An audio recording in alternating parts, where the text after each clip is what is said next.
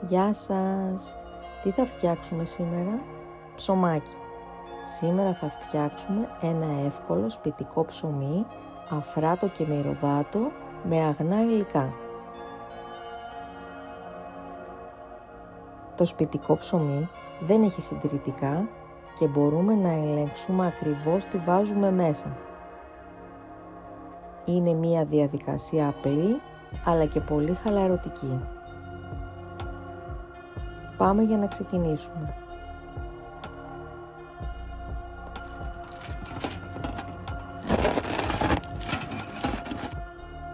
Θα πάρουμε ένα μεγάλο μπολ και θα βάλουμε μέσα ένα φακελάκι μαγιά.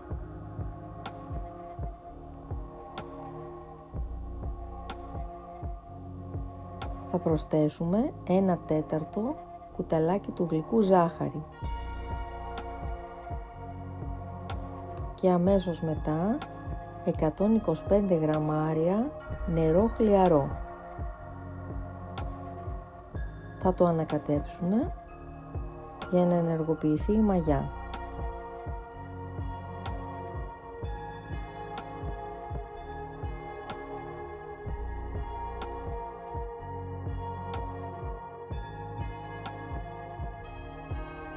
Επίσης θα προσθέσουμε 100 γραμμάρια αλεύρι για όλες τις χρήσεις.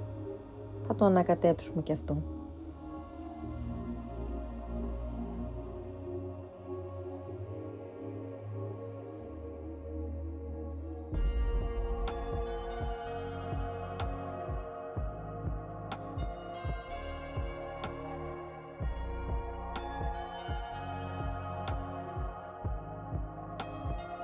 Θα αφήσουμε λίγα λεπτά μέχρι να αρχίσει να αφρίζει, κάτι που δείχνει ότι η μαγιά μας είναι έτοιμη. Χρειάζεται περίπου 10 λεπτά για να γίνει αυτό.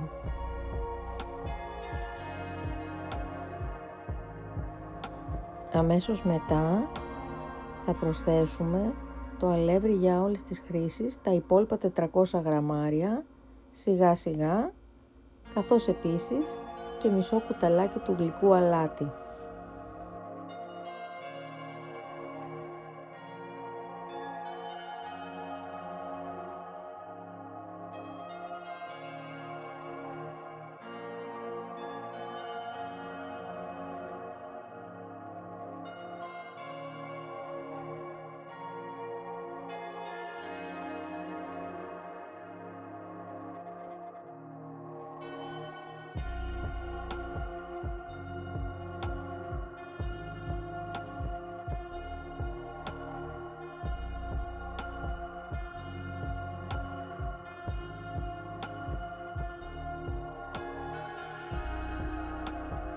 Τέλος θα προσθέσουμε το υπόλοιπο νερό, 125 γραμμάρια, οπωσδήποτε όμως να φροντίσουμε να είναι χλιαρό το νερό.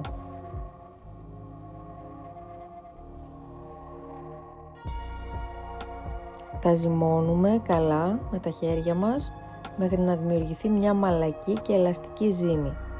Θα πρέπει να ζυμώσουμε περίπου 10 λεπτά για να είμαστε σίγουροι ότι έχουν ενοποιηθεί καλά τα υλικά μας.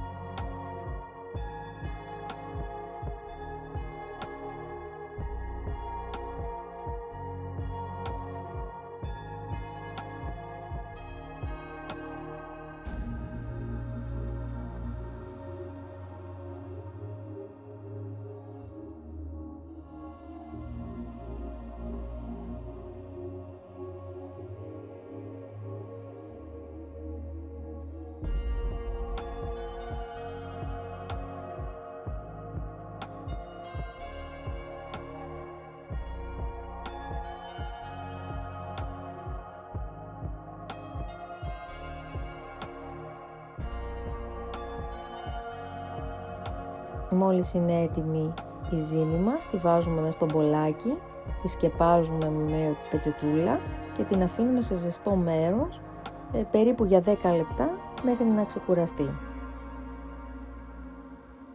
Παρατηρούμε ότι είναι φουσκωμένη, οπότε τη βγάζουμε και την ξαναζυμώνουμε 1 με 2 λεπτά ακόμα για να ξεφουσκώσει.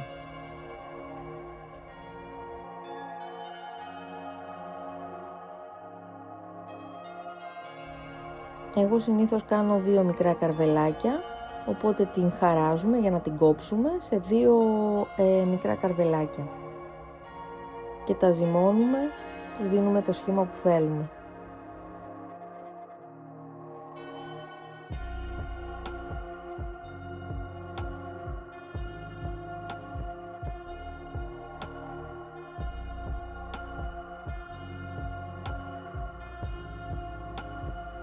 Τοποθετούμε το ψωμάκι μας σε ταψί με μια λαδόκολλα από κάτω και το αφήνουμε να ξεκουραστεί και αυτό για λίγο ακόμα, περίπου 40 λεπτά, αφού όμως το έχουμε σκεπάσει. Μετά το βρέχουμε, τις φαρτζολίτσες μας, και αν θέλουμε προβάζουμε και λίγο σουσάμι. Το χαράζουμε. Έχουμε εντωμεταξύ προθερμάνει το φούρνο μας στους 180 βαθμούς και το βάζουμε να ψηθεί. Μόλις ροδοψηθεί, το βγάζουμε από το φούρνο και είναι έτοιμο για να το φάμε. Τα ακούσατε πως έκανε. Να σας πω μια λεπτομέρεια, ότι αν θέλουμε να είναι τραγανή η κόρα, μπορούμε στα τελευταία 5 λεπτά να ανεβάσουμε τη θερμοκρασία στους 200 βαθμούς Κελσίου, ώστε να είναι πιο τραγανή η κόρα. Το αφήνουμε να κρυώσει πριν το κόψουμε για να κρατήσει την υφή του. Το αποτέλεσμα είναι ένα πεντανόστιμο σπιτικό ψωμί, ιδανικό για κάθε γεύμα. Αν σας άρεσε η συνταγή, μην ξεχάσετε να κάνετε εγγραφή στο κανάλι και να πατήσετε like για περισσότερες φυσικές και σπιτικές δημιουργίες. Γεια σας!